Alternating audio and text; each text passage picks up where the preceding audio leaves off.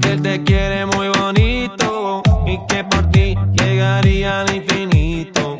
Pero ahora tú lo llamas buscando cariñito y ya te dice, chica, te hablo más rapidito. Bebé, tú no mereces a alguien que te ignore, a un patán que quiera una chica que le implore, solo por un abrazo o por una caricia, y que no valore tu magnífica sonrisa. Y yo aquí loco por perderme en tu mirada, soñando despierto compartir esta velada.